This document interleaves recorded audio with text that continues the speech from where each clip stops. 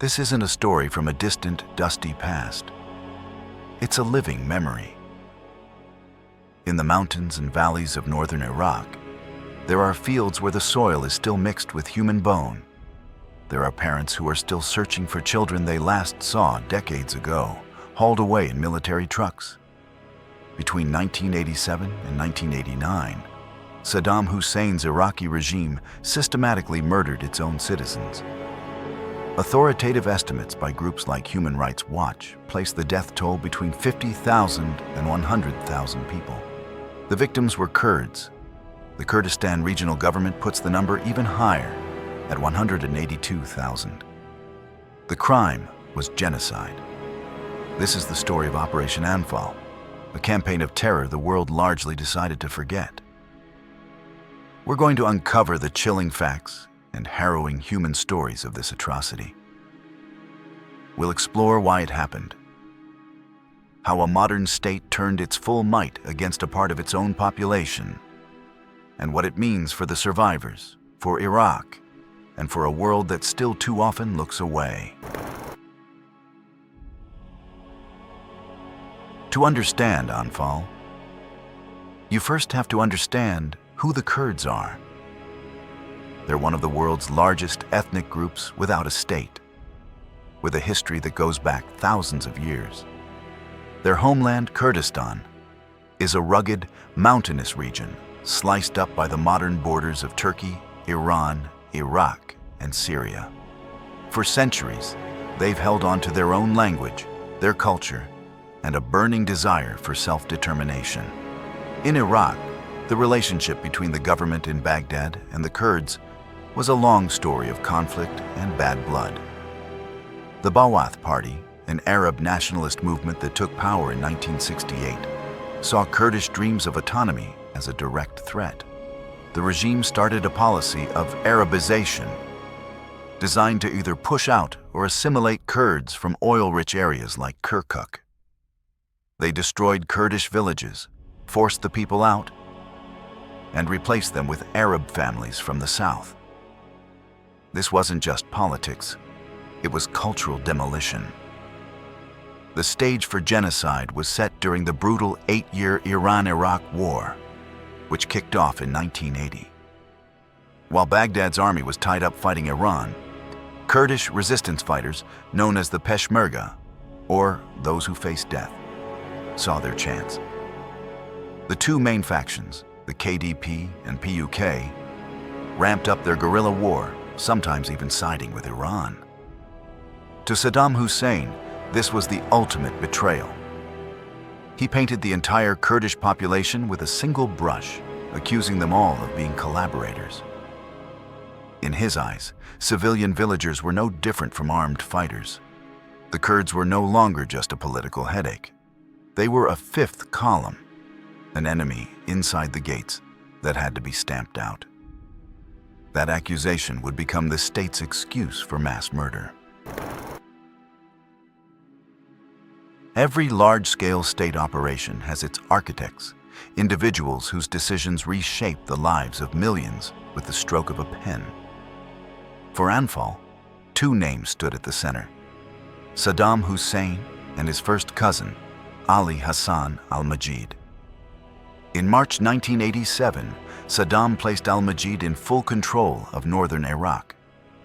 His authority covered the military, intelligence services, and all civilian governance. To the people living in the region, it meant that one man now had the power to determine who could stay, who had to leave, and who was labeled a threat. Under his directives, huge areas of the Kurdish countryside were reclassified as prohibited zones. Inside these zones, normal life was no longer possible. Villages were ordered to empty. Movement was restricted. Anyone who remained could be treated as if they were part of an armed resistance, regardless of whether they were civilians. Al-Majid's orders were written in the language of bureaucracy, formal, procedural, precise. But their impact was transformative. They authorized sweeping military operations aimed not just at combating insurgents, but at removing entire populations from their homes. Forces were instructed to clear villages, relocate residents, and take control of the land with the full power of the state behind them. The operation was given a name with deliberate symbolism: Al-Anfal, the title of the 8th surah of the Quran. In religious history, it refers to spoils taken after battle. By choosing this name, the regime framed the campaign as a legitimate wartime effort, an attempt to claim territory and resources from those it portrayed as internal adversaries. It was a powerful message. The state considered the land, the villages, and even the property of Kurdish civilians as part of the spoils of war.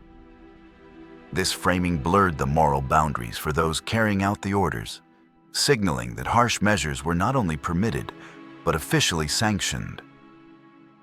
With the legal groundwork laid and with complete control over the region, the machinery for Anfal was ready. What followed would unfold in 8 distinct phases, each one more sweeping than the last. Operation Anfal did not unfold in a single moment. It came in 8 coordinated phases, each one designed to tighten the state's control and dismantle the social fabric of Kurdish life. From February to September 1988, the pattern repeated itself with unsettling precision: isolation, bombardment, ground raids, and mass detentions. Though each region had its own story, the structure was the same: systematic, deliberate, and executed with the full force of the Iraqi state. Anfal the Jafati Valley, February 23rd, March 18th, 1988. The opening phase targeted the Jafati Valley, an area known for strong resistance activity. Iraqi forces first moved to cut off escape routes, then launched major assaults intended to depopulate the region. Many families fled into the mountains or crossed into Iran, leaving behind their villages, possessions, and in many cases, any trace of their former lives. But in the midst of this phase came the event that would define global awareness of Anfal. Halabja, March 16, 1988. Iraqi aircraft carried out a large-scale chemical attack on the city of Halabja. Thousands of civilians died within hours, transforming the city into one of the most documented sites of chemical warfare in modern history. The photographs, videos, and survivor accounts that later emerged became irrefutable evidence of the scale of the regime's actions.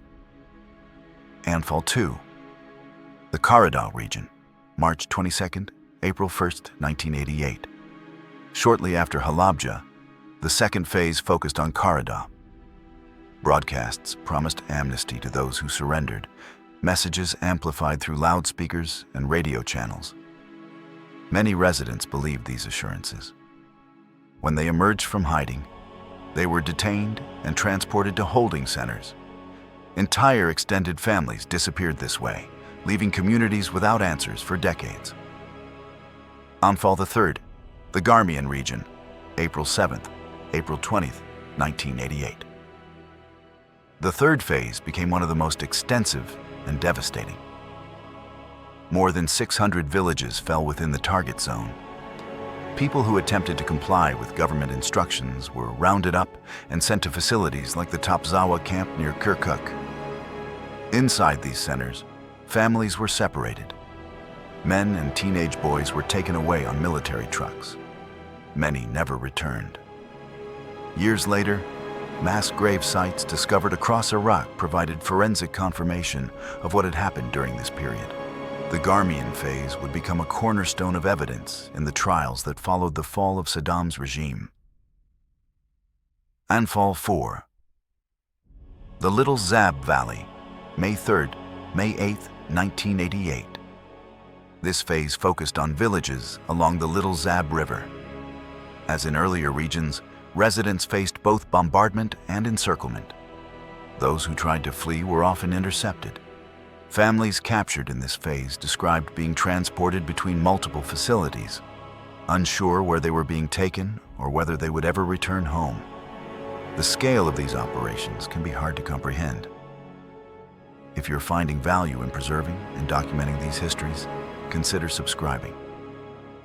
Your support helps keep these stories alive and accessible. Anfal Fi, Vi, and 7, the valleys of Shaklawa and Rwandus, May 15th, August 26th, 1988. These phases stretched across rugged mountain valleys northeast of Erbil. The terrain slowed the Iraqi advance, but the pattern remained unchanged. Village after village was cleared, homes were destroyed, and residents were detained in large numbers.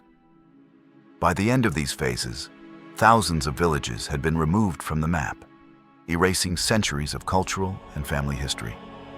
Anfal the 8th, the Badinan region, August 25th, September 6th, 1988. The final phase came immediately after Iran accepted a ceasefire in the Iran-Iraq War. With military resources freed, the Iraqi regime concentrated its forces on Badinan. Chemical attacks preceded a major ground offensive that pushed tens of thousands of civilians toward the Turkish border. Many were captured along the way. Men were separated from their families. Women, children, and the elderly were sent to camps. On September 6, 1988, Ali Hassan al-Majid issued a statement declaring that the campaign was complete. A general amnesty was announced shortly after, an official acknowledgement that the operation had reached its intended end. Operation Anfal had unfolded exactly as designed: methodical, regional, and devastating. When it ended, the Kurdish countryside had been transformed. Tens of thousands of people were missing. Entire communities no longer existed. And the world was only beginning to learn what had been carried out behind closed borders. When the killing stopped, an eerie silence fell over Kurdistan.